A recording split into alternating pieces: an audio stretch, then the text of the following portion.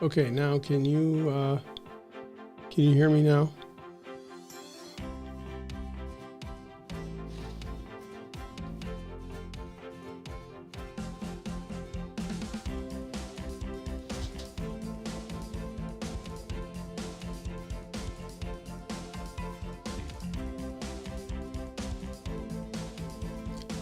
Jim, can you hear me now?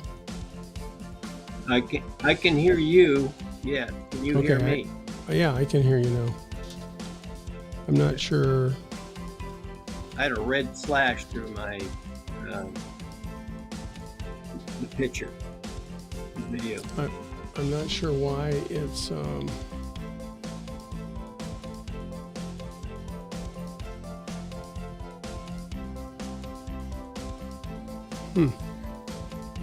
not sure why it's not letting us use the green room for talking. This may be something that's going out onto the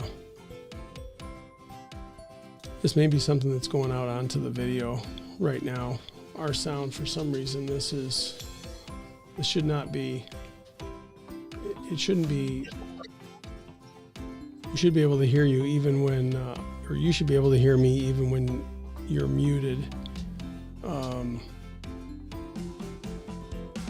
So let's just, I won't say anything else until we go live. All right? Okay, that's fine.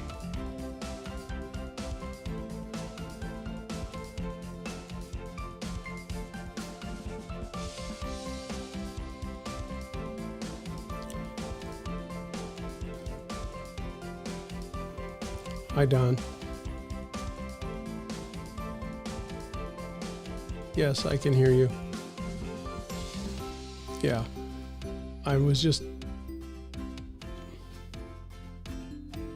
good. Thanks for coming on. I just went live a few minutes ago, and I had to log back into my LinkedIn account and the YouTube account. So I don't know if this is going out in the recording right now, but if it is, for some reason it's not showing up like Jim and I are in the green room like it normally does. So it's a new glitch for me, but so I think what I'm going to do is just stay quiet. I'll mute you. Jim's on the phone with me, and then we'll get started right at noon. Okay? Tom's coming in.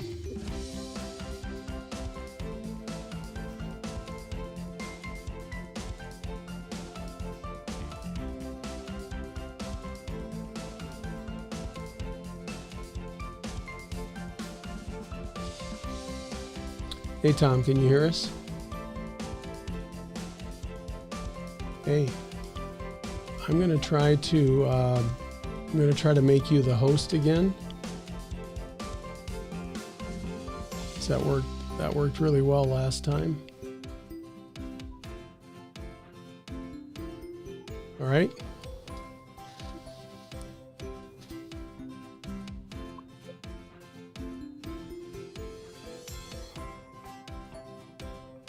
And then I'm going to mute everybody until we go live in 7 minutes.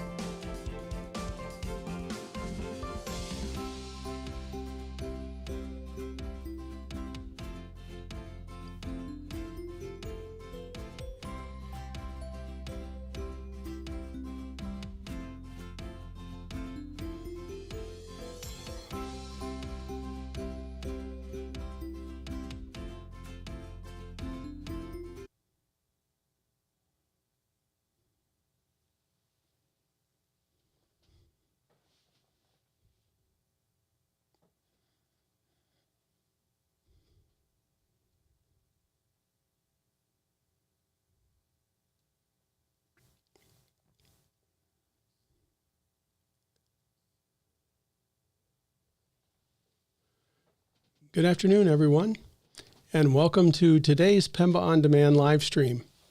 I am Norm Chapin, your host for the livestream. The University of Tennessee Haslam College of Business is the sponsor of the PEMBA On Demand Livestream and podcast series.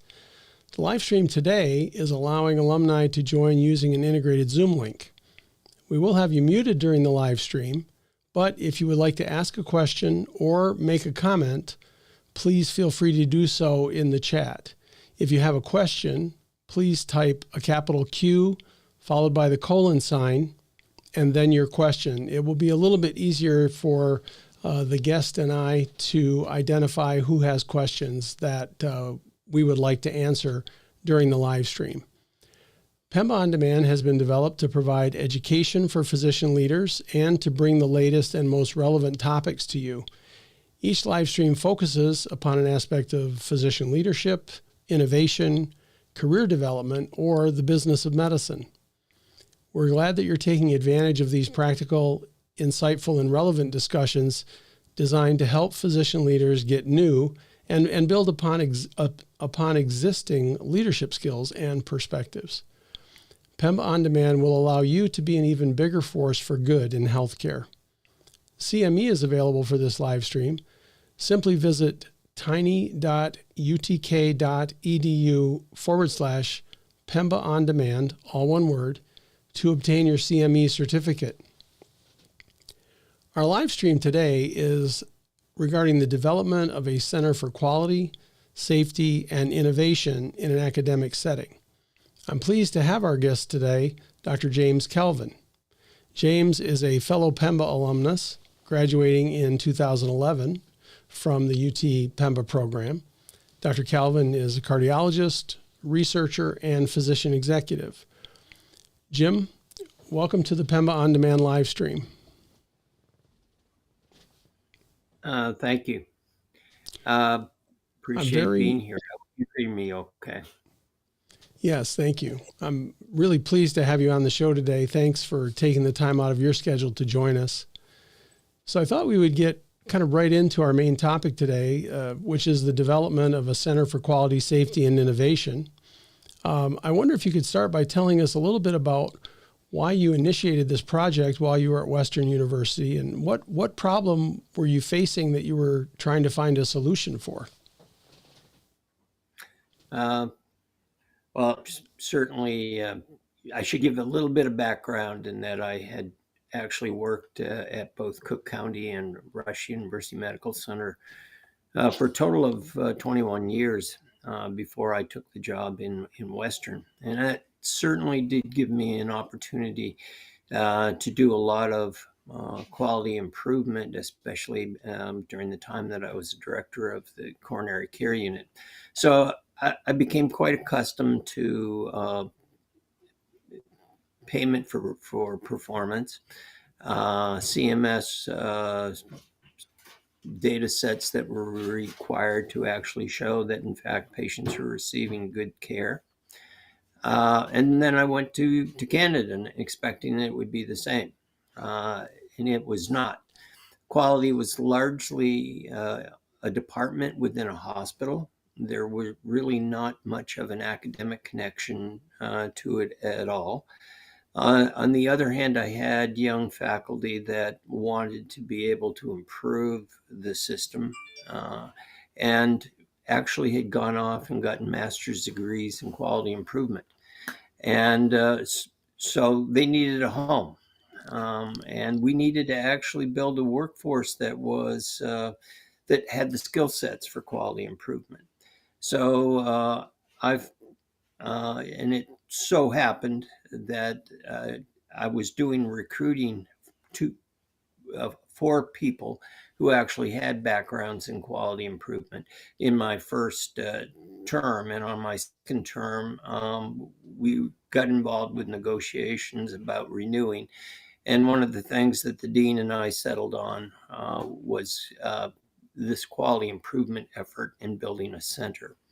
And this did involve some organization and administration and politics, because I not only had to get his permission, I also had to get funding from the affiliated hospitals in London, as well as Western University, which are all separate corporate entities. And so we put together an application to get approval for a center, and we got ourselves started. Great. And Well, so, let me, we'll have you go right into your presentation here. Thank you for that background. I will just let me know when you'd like to switch to the next slide, and I'll kind of navigate us through that. okay, thank you. So the title shows that this is a 3-year review because I was stepping down as the chair of the department. Instead of having a 5-year review, which is customary for Western universities, we put together a 3-year review to see what kind of shape we were in. So much of what I'm going to talk about is actually a 3-year experience. And so you can judge for yourselves in terms of the progress that we made. I will tell you that in addition to an internal review by Western faculty and the medical school, we also had an external review by the Royal College of Physicians and Surgeons of Canada, who actually oversee training programs. And they gave a strong recommendation that it should continue even after 2 years. So the next slide, get it started.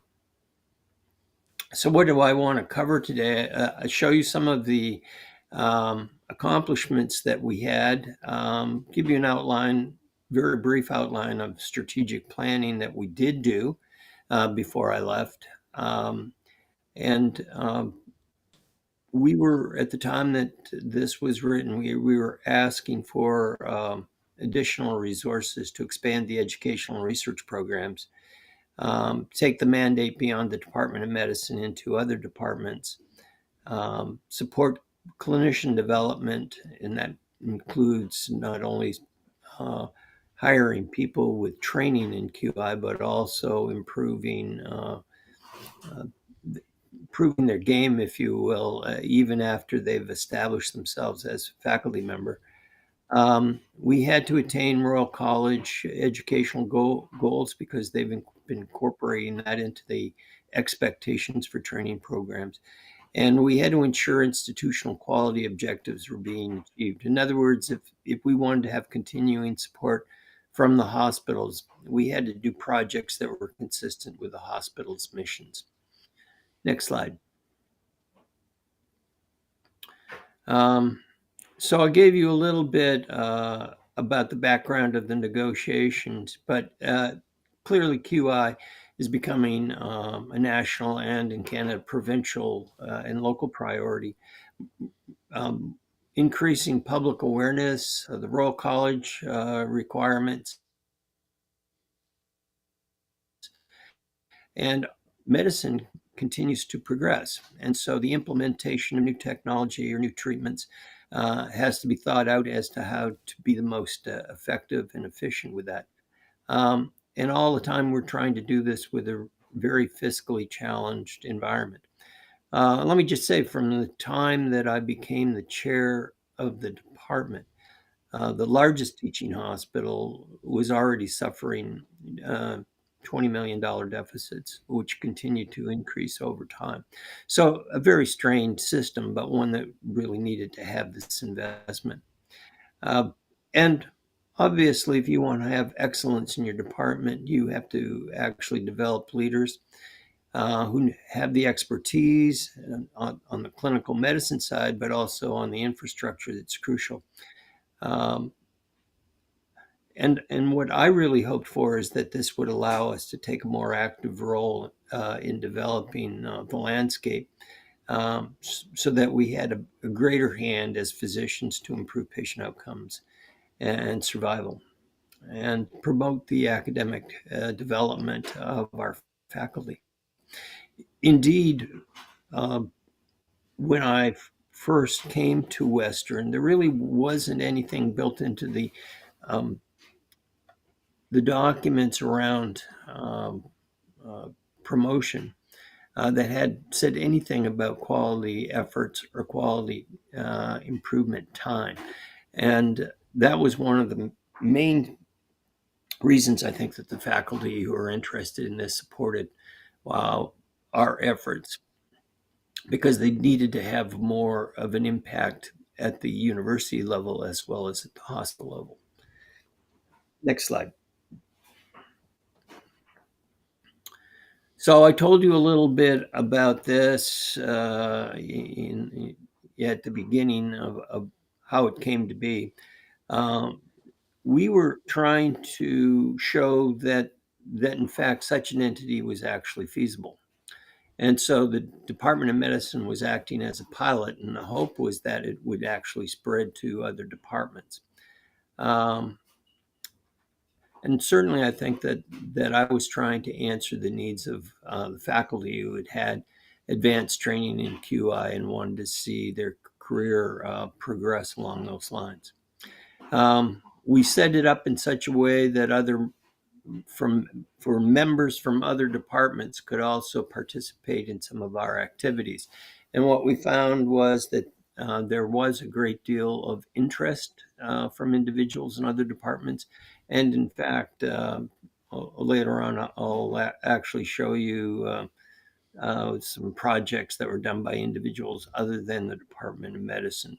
So I think that we were meeting our goal then of being able to spread. As Next. the subsequent to, as it went on into year 2 and year 3, did you see that this model was adapted by other departments, or did you find more members of those departments participating with your Center for Quality and Innovation? Well, we have presented this to the chairs of departments, and they were hiring people who had the interest and the training, but needed a home. If you have one person out of 30, you don't really carry a lot of weight.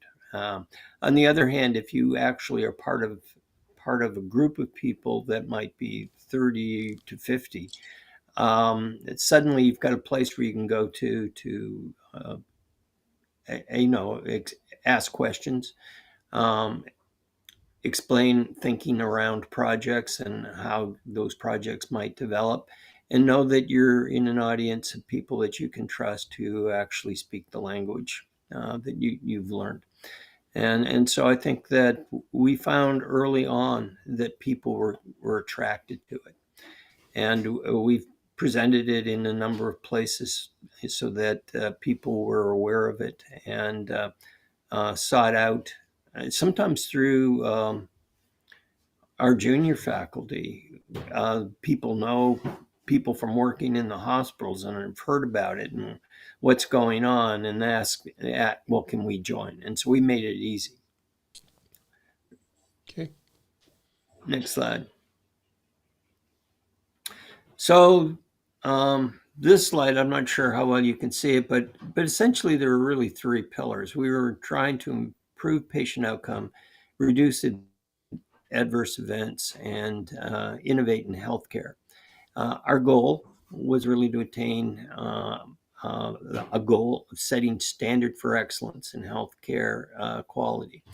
And so we approached it in that manner, although I would say we didn't build a house at the very beginning. We were kind of working with lean-tos and tents in the beginning and trying to get people moving and facilitate projects as best we could in the beginning to build up momentum and to encourage people that they could pursue this as a career.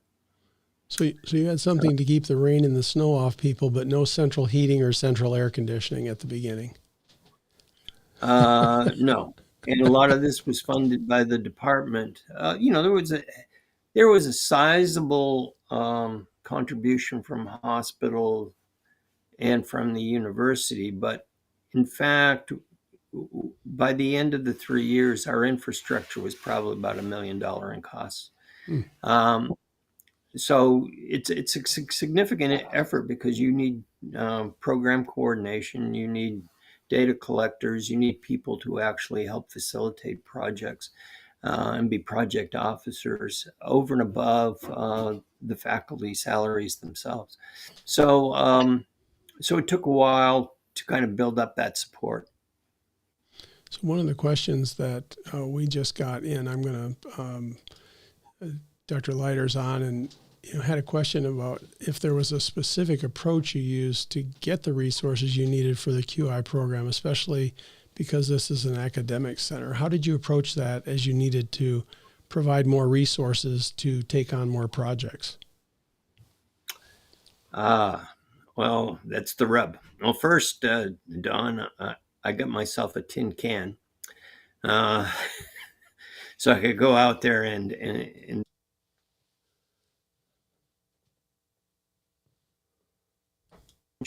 with the university and with the hospitals, and served on their leadership committees. Got to know senior leadership in all of the organizations, and as you'll see later on, we even created essentially a governing board that included the major sponsors, so that I could actually show them results. The initial commitment was really kind of a retention commitment to me, to stay and do a second term. And so, well, I didn't use it for my own salary. It did allow me to hire and support faculty, as well as program director, which are kind of critical in the early days. We have gotten grants from organizations within Southwestern Ontario. There is a physicians organization that creates granting competitions, two competitions yearly, that people applied for and got operating funds for their various projects. I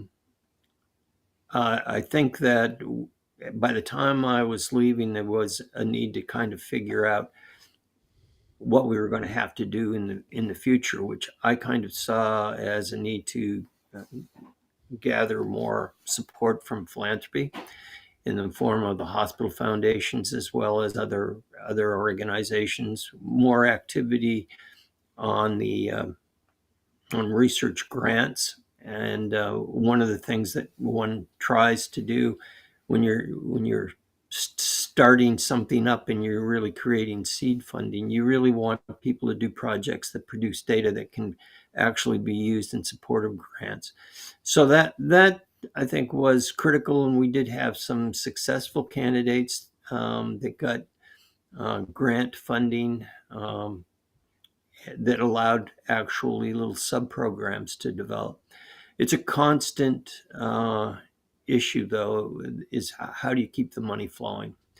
And especially when the hospitals are not doing very well.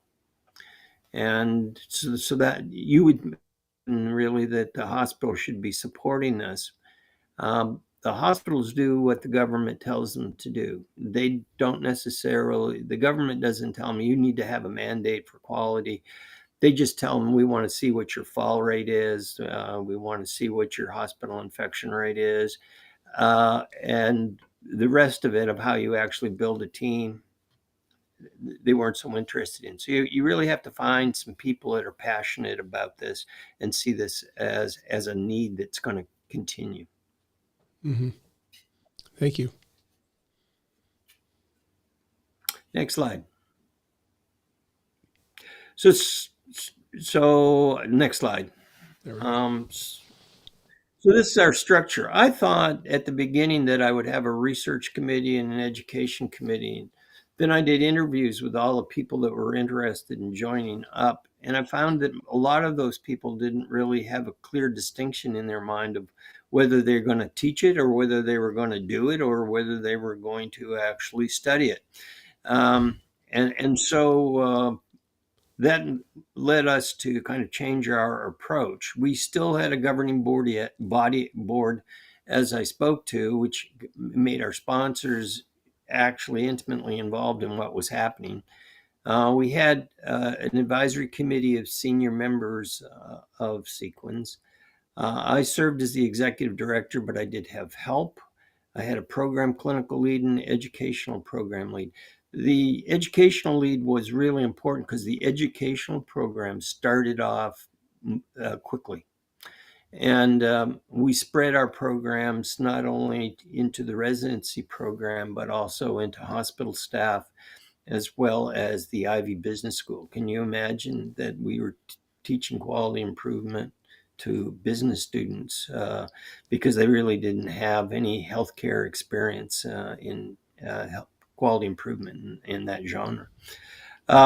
So we also created a faculty a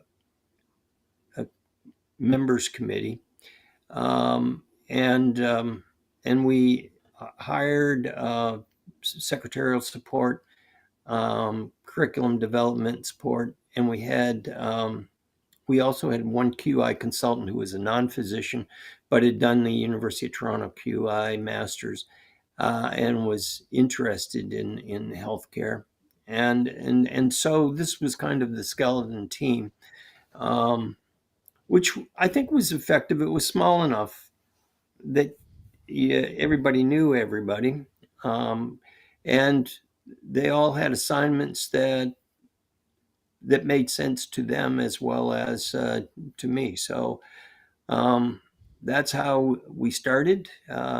One would imagine that over time, as it would spread to other departments, that there would be parallel structures in place. You go to the next slide. That's me.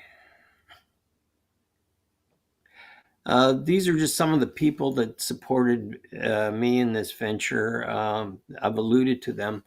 Um, but, when I first came here, first came to Western, obviously, um, these people did not have these kinds of roles because there was really no director for quality of the department. Louise was a site chief for nephrology. Alan had only been in practice a couple of years, but he had done the master's program.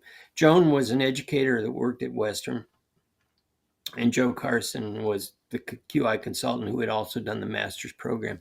It's kind of important to realize that you couldn't jump out and create your own master's program until you actually had faculty with the expertise. So you had to start small, support the people that had good training elsewhere to become the core of what might happen in the future. Next slide. So if you're a part of the Department of Medicine, you could become a full faculty member. And we created associate memberships for pretty much everyone else, people from other departments, as well as hospital administration, which includes the quality department from the hospital, um, and people who might be member of a quality improvement team somewhere in the hospital. Executive leadership, obviously, we brought them in on the governance board as well, but we actually reached out to various vice presidents to really participate in some of our activities going forward. Next slide. So strategic goals, I can hardly read it, so I'm sure you can't, but we had them. They were pretty simple.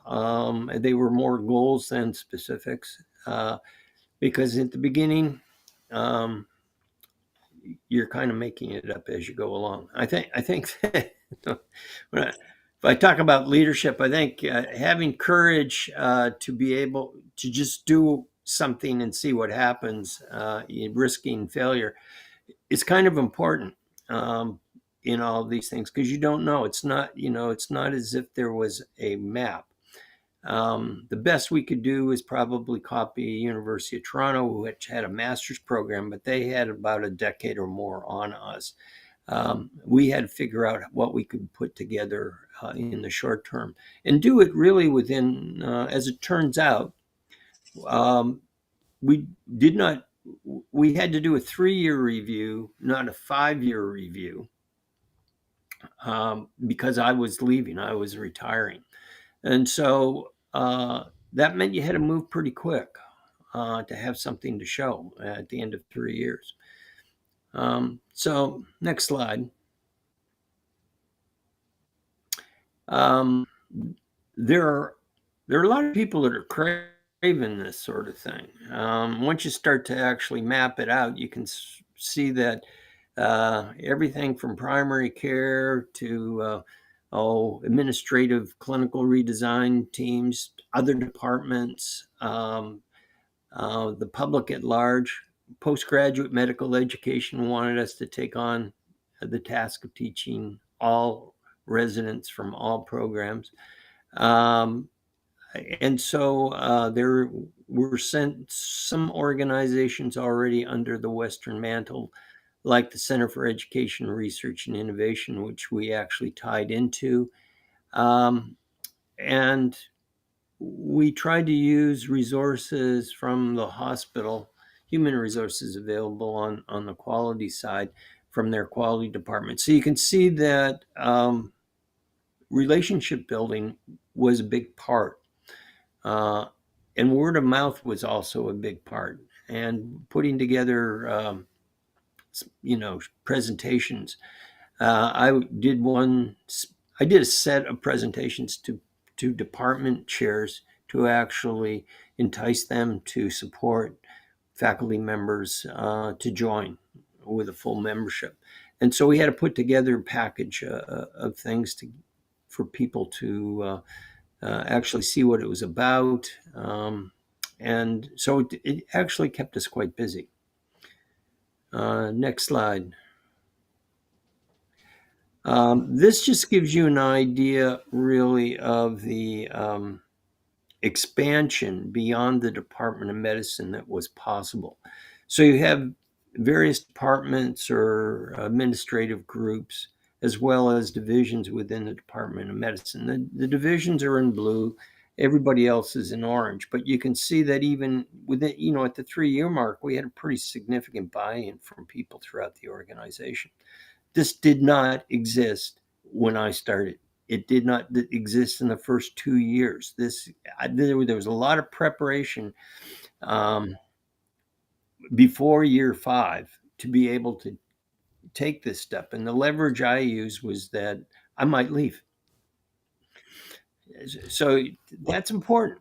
You do have to understand what is important to the people that are hiring you, and they have to understand what's important to you, and you have to find this meeting of the minds. And uh, I, I was successful at doing that, but I knew that for it to continue, it had to expand beyond the Department of Medicine for it to be expansive like it needs to be.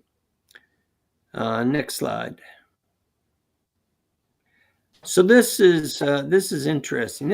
We have something we call a mastermind series that we do about twice a month. It's a Zoom meeting. Somebody presents either a project or a topic, and everybody that is a member or an associate member is invited to attend. And so here you see a screen full of people, including me and including Louise and Alan, but also you have people that are in the administration, in quality department, for instance. The chair of the medical advisory committee is sitting there. We have people from other departments who actually were doing projects. Um, and some people that from the Department of Medicine that I was mentoring as well. Um, in the close to the middle of that screenshot, we have the corporate medical executive, which is like a medical VP, and we had the chair of the medical advisory committee who oversees quality. So we had those people really in the center of things in order to support us, so they could see what we were doing and how we were doing it. The Mastermind series is very successful. There are things to learn. people, people, if you do a QI master's, you're learning, the essence of lean, maybe some theory of constraints, Six Sigma. It's a little bit of statistics involved, but you don't necessarily think like a researcher does. And being able to bring in people with research backgrounds and actually talk about how they design experiments or how they think about it. I think that was also important for the faculty of sequence to actually hear about, so they could be maybe a little bit more daring in what they were trying to do. And it's resulted really in a number of papers that we've written. I've done one looking at the use of a smartphone versus a coach in heart failure. We did a paper on the creation of a remote virtual clinic for COVID patients, which took a lot of strain off of our beds. And so we've looked for these opportunities to turn our projects into publications. And to me, that's where I wanted to end up anyway, but it was kind of a long road getting there. Okay, next slide. Again, I think this is really just showing the result, the courses, the numerous QI projects that have been initiated. You can see that we have done a lot of projects. We do about 7 projects a year with Ivy students. We do a similar number with people that have enrolled in our certificate program, in addition to independent projects that people may have done that are physician-led and physician investigator driven. Next slide. And this just shows that all of these projects were not just done in the Department of Medicine, that they were done in other departments. And that to me that's when you know that you got a good idea. Okay, if it's spreadable that quickly, then it's something that is needed, and people are going to turn to you because you have something that you can offer them. Next slide. This is just the results of the Ivy collaboration in 1 year. This was interesting because the Ivy students were matched to an attending in the hospital, or an administrator even, to do a project that people thought needed to be done. And so, for instance, in thoracic surgery, we have reduced length of stay in pleural effusion. That's not a project that I would necessarily do. On the other hand, Rod Bagger led a project on early discharge following ST segment elevation MI, which is a project that I probably would do myself. But then you can see that there's a lot of diversity here in terms of the subject matter, which to me is cool. Yeah. It's a broad range of projects, definitely. Yeah. Next slide. And these were just to show the divisions of medicine that were actually affected, and we had pretty good penetration in all of our divisions. So I was pleased with that. You can't command it to happen. What you really are trying to do is to build a garden where it can happen, that there is the support there. But the ideas have to come from people, and really the blood, sweat, and tears also has to come from people to actually do the projects. But people want to do it. It's part of, I think, being a physician, is that you don't want to be always relying on the status quo, because you know deep in your heart that things could be better. One of the questions that Don just put in, which I kind of think maybe you could further elaborate on this, but how did you get the other departments to adopt the approach? How did they become aware that you had started this sequence structure within the organization. A word of mouth would probably be Mm-hmm. I think was the most effective. Now, yes, I did presentations. I did a presentation early on for the chairs, and I was actually the chair of the committee of chairs, so I had some influence on the agenda. I got it on the agenda. Um, but what I think really happened is young faculty coming on are trying to find out what is it they're going to do to be an academic, and some people like to teach. Um, but some people look around and say, we could be doing this better, we could be doing that better, and then they start to get themselves educated in QI, and then they realize, where do you go in the hospital or in the university for support?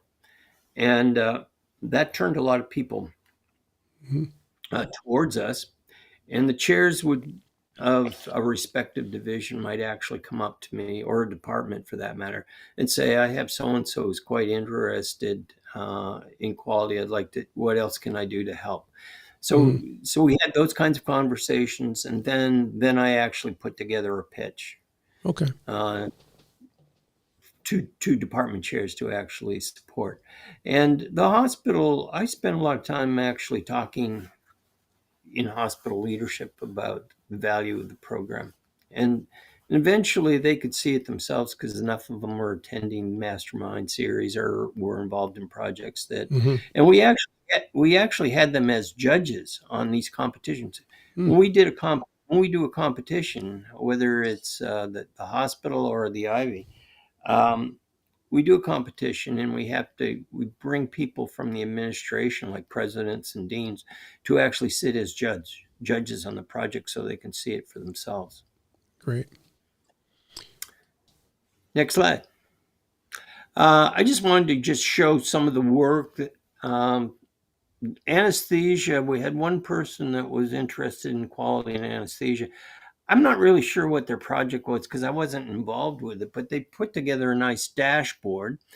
And again, I think that what I came to realize is that data storytelling and dashboards are actually very important in business, probably more so than what I got out of PEMBA. And I actually took a course on it myself from the University of Chicago on data storytelling. But here, one of the anesthesia attendings was actually starting to put together the baseline of some of the KPIs in anesthesia, looking for opportunities to improve. And so that's a pretty basic kind of project to get started, to actually just see what the state of things are. It's kind of like in the plan part, uh, Mm-hmm. right, of a PDSA cycle. Yeah. Next slide. This is a discharge summary. I would say discharge summaries became a bane of my existence. You laugh, so I assume that touched a nerve. But and in the we have a regulatory college in Ontario, the Ontario College of Physicians and Surgeons of Ontario, and they created a mandate that discharge summaries had to be completed within 48 hours of discharge. This was not being consistently done. I'm not even sure I could say it was always being done. No, you can see the variation here. But one of my colleagues in the department was kind of interested in this as a project, and actually, and we had another department um, which was quite interested in improving their below average performance. And this is just the results of where we were able to actually take the hours from discharge to the sign off by an attendee. Interestingly, the problem was not the residents, was not the transcribers. It was essentially the attending signing off at the end. Part of Mm. that was because some attendings are very particular about the words and the specifics. And so they would want to have revisions, and which caused delays and would kind of put you over the 48-hour mark. But nonetheless, we did that project. That was a corporate project where we needed the assistance of other departments as well as the hospital to actually do it. But it was one of those projects that's kind of consistent with the mandate and the mission of the hospital, and that they should be supportive of. And so we went about and did it, and there's some results. Neat. Uh, so I mean, I'm sure this drives everybody crazy. I would say that IT has not helped us. If I had a retreat before I left, and we broke it up into 6 different topics. One of the topics was physician wellness and causes of burnout. IT, electronic record, kind of led the list. So doing the discharge summaries in 48 hours was not a happy experience. Yeah. I just wanted to show that on the career development side, that we had people that are doing quite well and that are becoming leaders in their own right. Allie Bateman and Aaron Spicer are 2, but they're not the only ones. But certainly there were 2 that were notarized by having won an award on their work. And you realize that these people are, at the time that they won the award, I think that one was out maybe a couple of years and one was out about 4 years from when they started. And so the leadership is showing up very early on. And we wanted to, make that known. But I think it's another sign of success of the program that you can actually develop leadership in this over time. It's a longer term, but this is an early return. Mm-hmm. Next slide. So we thought that there are a lot of impacts of Sequence. Certainly, I think we are expanding the necessary infrastructure to do it well.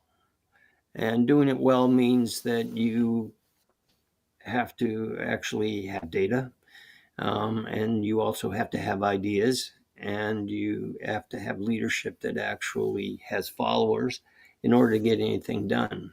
I think Sequence actually facilitated a lot of that.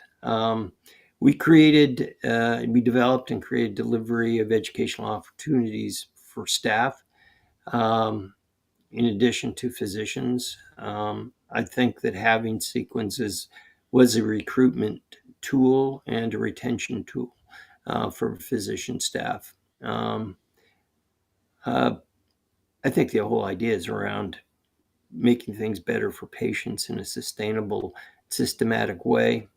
I think that my career has really been mostly about doing that, but I think the idea of spreading my ideas beyond required something like a center in order to have that influence.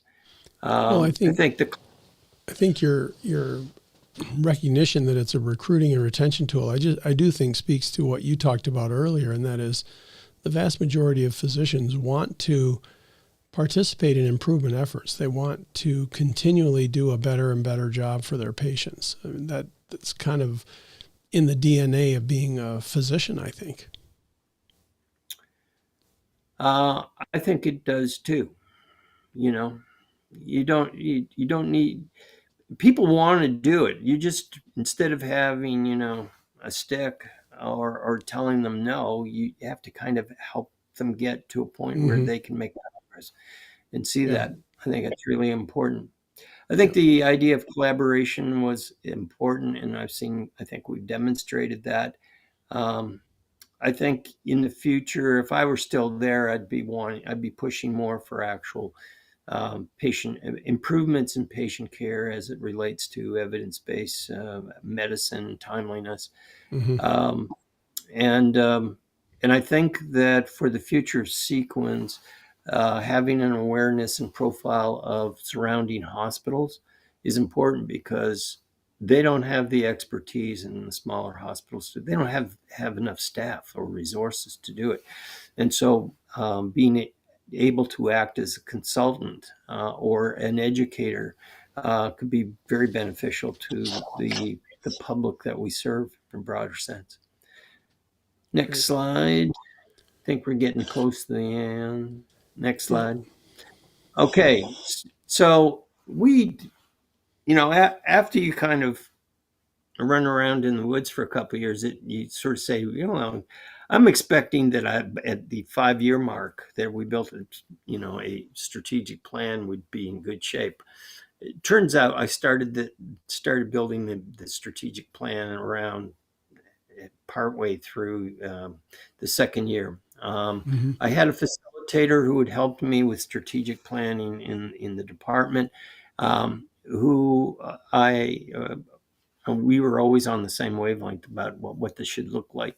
And so that this is an outline of what we came up with, which I think encompasses much of what I've talked about above. And this is one of the, I had to break this down into separate slides to actually demonstrate to the department chairs just exactly what sequence could mean to them and why it's a good thing. But this was really a comprehensive approach of what sequence could become in the future. Next slide. Are the membership benefits? This is something that's got to work for the people. To be honest with you, so we bought QI macros, or at least we ended up paying a discounted price.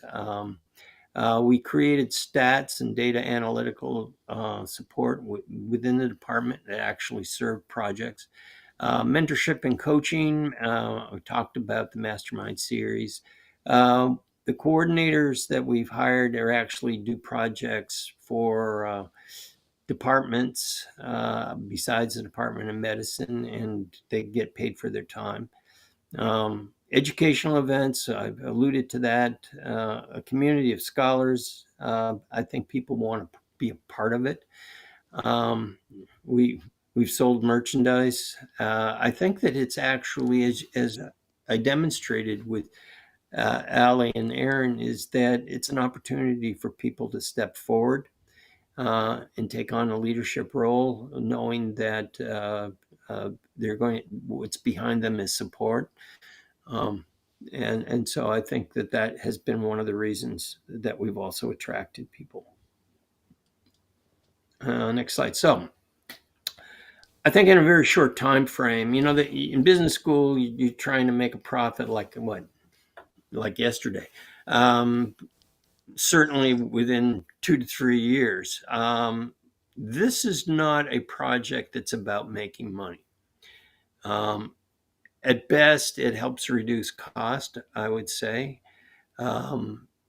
Doing enough educational activities to pay for ourselves is still a challenge. But I think that we've established the concept fairly well. And that we have been serving the faculty as well as the hospitals. Any faculty member hired into the Department of Medicine or other departments is not an island unto themselves. They have support. They have other people that they can connect with to talk about projects or talk about things that they might not know about. Here I was talking about theory of constraints, and everybody's eyes kind of glaze over, much like business school. You start talking about that, but that's the kind of stuff they need to hear that they might not have gotten in the quality master's degree. Mm-hmm. So you have to spread it, and I think that there is a continuing need to learn new things. For instance, I talked about something like the data storytelling. I never heard of data storytelling, although I had done it all of my career. because Mm-hmm. as a researcher, that's what we do. We create stories around data. But the fact that the graphics are better, that you can actually get large data sets with lots and lots of variables that you can look at, really means that you can explore things in a much more comprehensive manner and present them in an understandable way. I think faculty needs continuing help with that. We did statistics, one on analysis of variance, and you'd think that they know this, but they don't, Mm-hmm. um, or they're not comfortable with it, certainly. But that we were able to do those sorts of things, and I think that makes people all better.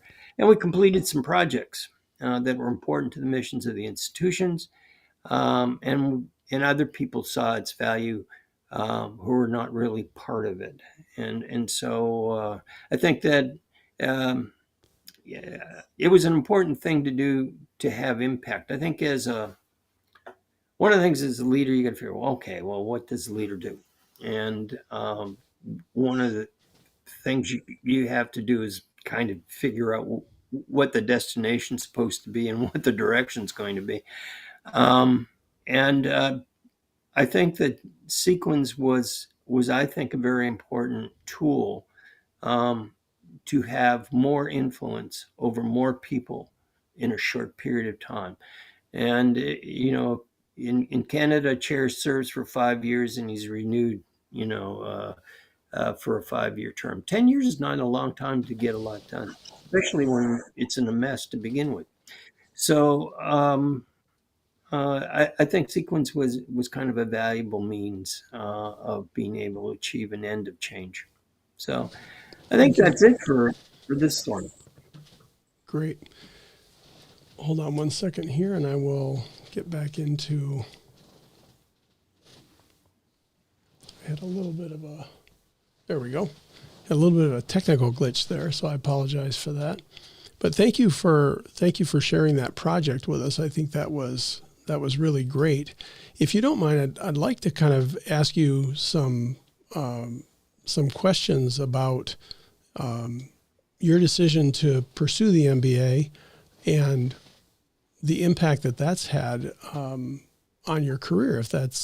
If we have a few more minutes.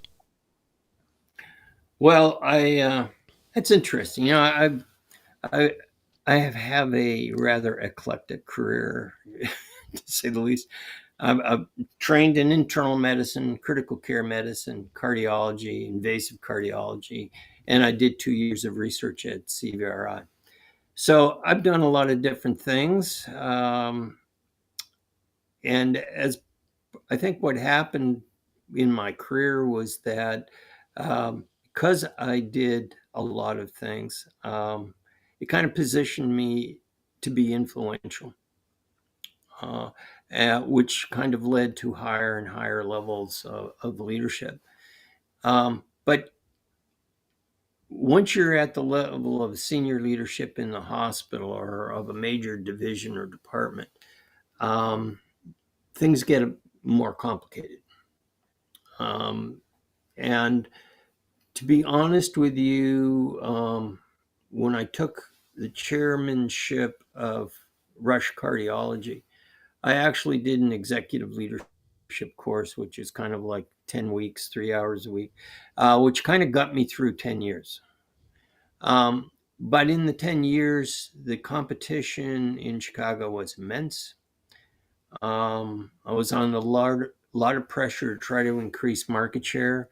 And yet, I think structurally, we didn't have all the pieces in place, but somebody had to take the heat for it. I took a lot of heat. And I actually ended up having to reduce the faculty number from 43 down to 13. And I wrote it up in a Mm. paper, Overcoming the Perfect Storm, because that's kind of what I saw, all the forces that were at play. It was very, so that would basically drown you. And I knew then that if I was going to go any further, um, I needed to have better guidance than what existed within the hospital. their ideas were not necessarily the same ones that I would have had. My confidence was very shaken by that experience. Mm-hmm. But so I said to myself, I got to find out. I got to find out what true is. And because laying off a lot of people in the end creates problems of its own. So why do you make me do stuff like this just to kind of balance the budget in a year? Um, so I thought that there was a need, and I liked it actually. I mean, I got kind of used to doing it after a while, but I wanted to know I was doing it right. And so I looked around for MBA programs. PEMBA. What was inviting about PEMBA was that it was a year. I could still work. Um, I could manage the cost of it. I thought the online experience was something new that I hadn't done before. That would be interesting. But I also thought that the in-person sessions are great too. There's some things that you just need to do in person, I think, especially with group efforts. And so you got to meet people, and people from all different walks of medicine, as it were, and that was very enjoyable. I would, you know, there are a lot of things that transform your life and your career as you go by. Um, Going to CVRI was one of those transformational experiences. Um, Walking through hell, which is what I was doing in cardiology, was one of those transformational experiences. PEMBA was one of those transformational experiences. I was not the same after it. There were just things that I could see I could do that I couldn't see before. What what was the what was one of the things that you took away from the MBA program at the University of Tennessee that you didn't really anticipate getting from the program? Ah, well, I think there's a lot of things. First of all, it built up my confidence. That was good. I think you need to have confidence when you're going into the boardroom. All Mm-hmm. right, you have to be able to speak to truth and speak to power, and you got to, you have to have the confidence that you're saying the right thing and how to make the argument. That's really important. Um, and obviously, they actually worked on presentation school skills and writing, which I had taken writing courses before, but medical shorthand is not a good way to become a good writer. So there are a lot of bad habits I had to actually improve. Um, I think one of the things that came out for me was having a big picture about it all. Uh, yeah, finance was tough, but I learned a lot about finance. But the idea of understanding um, what the pieces had to be, how they had to come together. So, to give an example, I created a management control system, which I actually published, and it starts with a strategic plan. And I got a competent person to help me create that. But then I was able to create a balanced scorecard out of that, and I figured out how I could get the data for the balanced scorecard from all the electronic sources that existed. Then I created essentially feedback um, expectations for division chairs with their faculty, and then I would basically review the division chairs every year. So we'd have a sit down, and so we created accountability along with feedback, and that had an influence on people because they knew Mm-hmm. somebody was watching.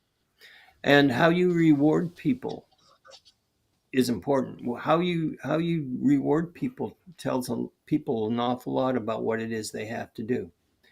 And I think by having the balanced scorecard, we were able to be effective in projecting what our Mm-hmm. aspirations were. People, I'd go in and have to explain why we're doing a balanced scorecard, and I said, I owe it to you as the chair of the department to tell you how you're progressing. This is how I do it. Yeah, And, great. Well, and we're kind of running. then, We're running out to the end of our time here, and there's a lot more things that I think we could talk about. But I appreciate you sharing your project with us in developing Sequins. And I'd love to potentially explore the possibility of having you back on another show where we could talk about some of the ways that you took the lessons from the MBA.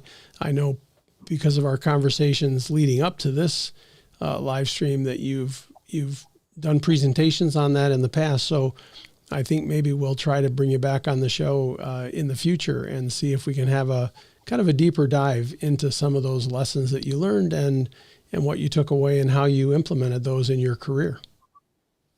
Love to do it. So that would be great. All right. Well, thanks again, Jim. And thank you to the audience for joining us today. Appreciate everybody taking the time out of their schedule to join us. And we, just as a reminder, we do have monthly live streams that discuss different topics. Our next live stream will be in November on the third Tuesday of the month at 12 noon again. So please join us then for another PEMBA On Demand live stream.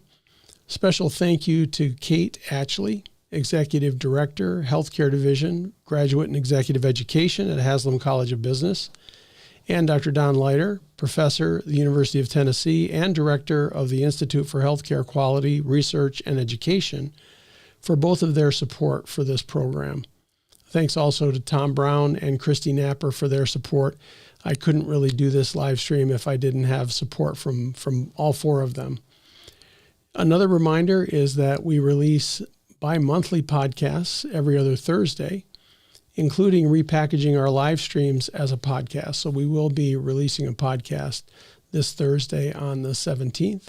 And information on the podcast and how you can subscribe and access the podcast is available on most of your favorite podcast players. We're available on Apple Podcasts, Castos, Overcast, Pandora, Spotify, and you can also go to YouTube, www.youtube.com/@PEMBA On Demand. It's all one word with a hyphen between on and demand, and you can search there. Also, don't forget that CME is available for the live stream at tiny.utk.edu/PEMBA On Demand, all one word. So please log into that website and sign up for your CME certificate. Thanks again for joining us. I hope you all have a great month, and I look forward to seeing you back at our November live stream.